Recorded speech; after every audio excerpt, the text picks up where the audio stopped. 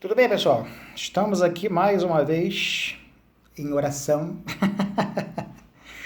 É o seguinte, tentar dar um encaminhamento aí para as discussões que nós temos procurado levar adiante em relação às pedagogias institucionais, porque uma coisa que vocês devem estar se perguntando é o seguinte: tudo bem, mas na suposição de que eu tenha entendido o que você falou, Lério, onde é que isso vai nos levar em relação ao restante do movimento institucionalista? Ótima questão, né?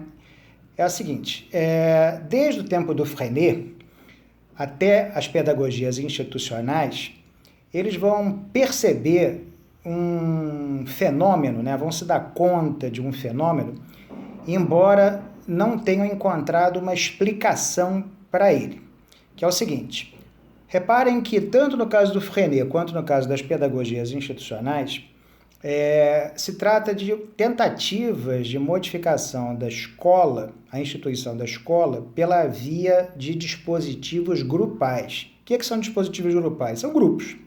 Se eu junto alunos, eu faço um grupo. Se eu junto professores e alunos, é um outro grupo. Se eu junto professores, é outro grupo. E assim por diante. Então, se trata de usar grupos para a causa da transformação daquela instituição que é a escola.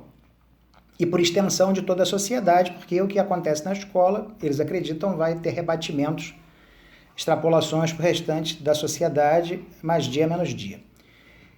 Só que eles percebem, né, que há uma dificuldade em relação aos grupos.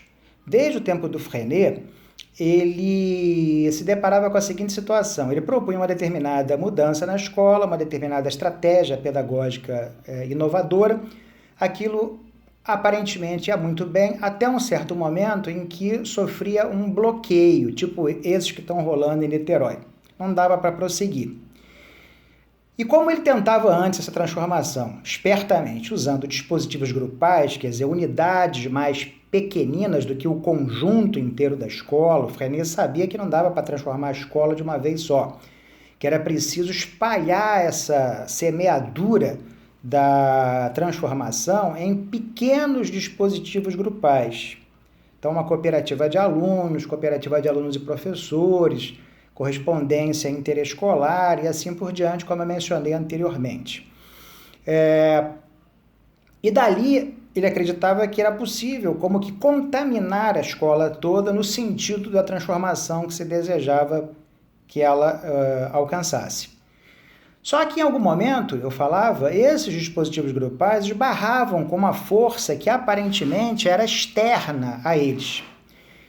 E aí quem escreveu a história disso não foi o próprio Freinet, mas quem escreveu a história dessas tentativas, suas frustrações, suas saídas e etc., realizou o seguinte, que isso que eram os dispositivos grupais dentro da escola podia ser chamado de instituições internas à escola. E aquilo que estava fora dos dispositivos grupais, portanto, o restante da escola, ou mesmo o que estava fora da escola, podia se chamar instituições externas.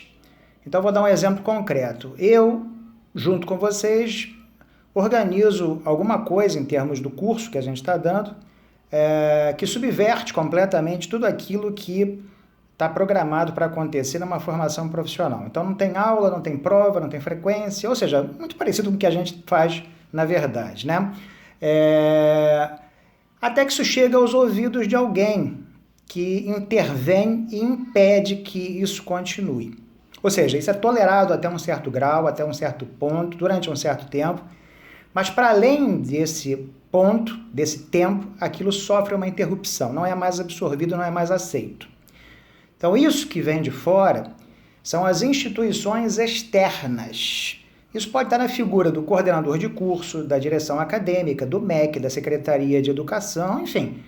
Mas pode também, vejam, estar na figura das famílias, uma instituição externa à escola, externa a essas tentativas de transformação.